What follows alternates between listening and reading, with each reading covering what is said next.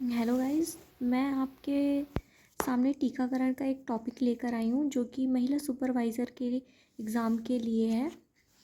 तो मैं इसके बारे में आपको कुछ डिटेल्स शेयर करना चाहती हूँ, वो मैं आपको बताना चाहूँगी।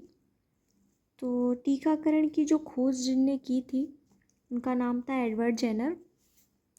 WHO ने 1974 में विस्तारित टीकाकरण कार्यक्रम शुरुआत की थी एंड जो हमारे इंडिया में इसकी शुरुआत हुई थी वो 1978 में हुई थी। विस्तारित टीकाकरण इसको अपनाया गया था और 1985 में भारत में सार्वभौमिक टीकाकरण कार्यक्रम की शुरुआत की गई थी।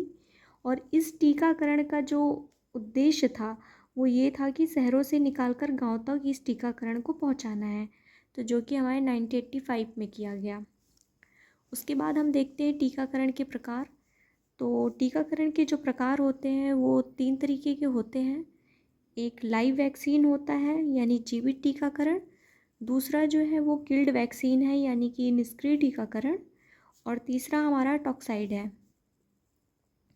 अब हम बात करते हैं लाइव वैक्सीन की यानी जीवित टीकाकरण की। तो इस प्रकार के वैक्सीन में जीवित यानी परजीवी उपयोग किया जाता है, और जो हमारा किल्ड वैक्सीन होता है यानी निष्क्रिय टीका, तो इसमें मृत जीवाणु या वायरस का उपयोग करके इसे अपनाया जाता है, ठीक, यानी कि बनाया जाता है।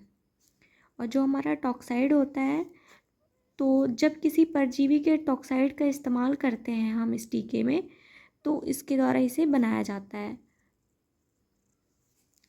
ओके, इसके बाद हम देखते हैं कि जो हमारा टीका जीवित टीका है, तो इन्हें हम गर्म करके बीमारी फैलाने की क्षमता को कम कर दिया जाता है, यानी कि इन्हें गर्म करके बीमारी फैलाने की क्षमता को कम कर दिया जाता है। ये इस टीकाकरण में यूज़ किया जाता है।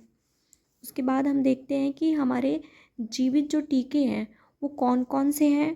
तो इसके लिए मैंने एक शॉर्टकट ट्रिक आपको बता रही हूँ जो कि है BOY यानी बॉय, इट यानी इसमें 2 वैक्सीन का नाम है, इट मी CR यानी कि B for BCG, O for OPV, Y for yellow fever यानी पित्त ज्वर होता है, I फॉर इन्फ्लुएंजा होता है, T फॉर टाइफाइड होता है, मी फॉर मम्स यानी मिजल्स खसरा हो गया आपका, E फॉर ये एपिडर्मिक हो गया, C फॉर चिकन पॉक्स या फिर एंड कोविशील्ड होता है, R फॉर रुबेला होता है जिसे हम जर्मन खसरा भी बोलते हैं।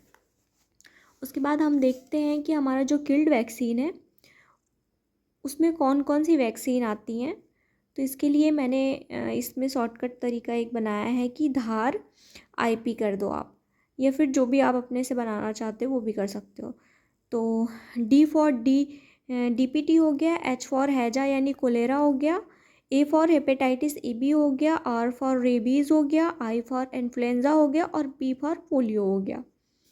उसके बाद हम देखते हैं कि हमारा जो टॉक्साइड वैक्सीन है इसके जो उदाहरण हैं लाइक जैसे हो गया एक टिटनेस टॉक्साइड हो गया और एक बोइलियम फूड पॉइजनिंग हो गया। तो आज के लिए मैं इतना ही इस टीकाकरण में आपको बताऊंगी। आगे की वीडियोस देखने के लिए आप मेरे साथ जुड़े रहें।